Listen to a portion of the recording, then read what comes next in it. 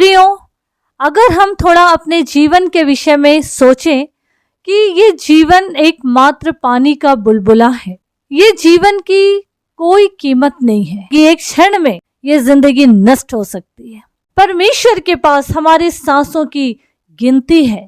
जिस दिन गिनती खत्म हुई जिंदगी खत्म हो जाएगी। जब तक ये देह के अंदर ये जिंदगी परमेश्वर ने आत्मिक रूप में दिए हैं, तो क्या हम इस जीवन में प्रभु की महिमा का वजह बन रहे हैं या फिर ये शरीर पर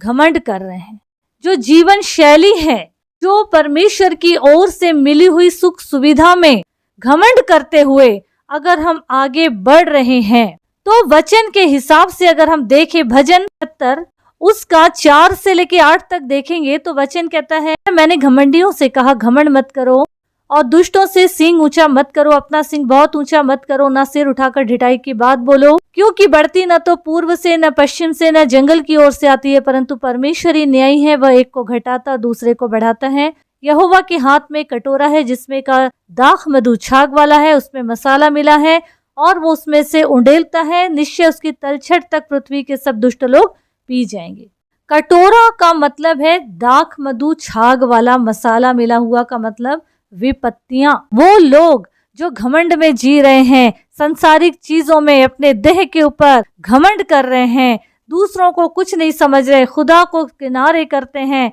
तो ऐसों के ऊपर परमेश्वर की विपत्ति पड़ना शुरू हो जाती है। ऐसे लोग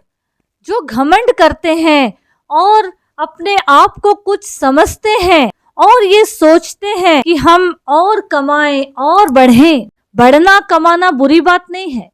लेकिन अगर गलत वे में है, गलत विचार से है, किसी को खुदा को कुछ नहीं समझ रहे हैं, मनुष्य को कुछ नहीं समझ रहे हैं, अच्छाई से बैर रखते हैं, लेकिन सिर्फ एक ही उनका लक्ष्य है कि हमको सिर्फ कमाना है।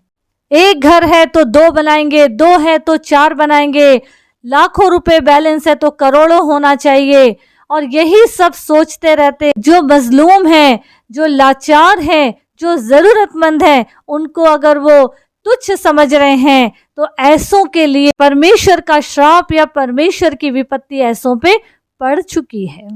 दूसरी बात, अगर हम ऐसे मनुष्य को देखते हैं जिनके पास सब कुछ है, लेकिन उसके बाद भी उसके दिमाग में ये है कि ये छोटा शहर है, थोड़े बड़े शहर में जाके कमाएंगे तो ज्यादा पैसा मिलेगा, ज्यादा हमारी बढ़ती होगी, और वहां जाने के बाद फिर हम विदेश जाएंगे, लाखों करोड़ों और बस कभी नहीं होता।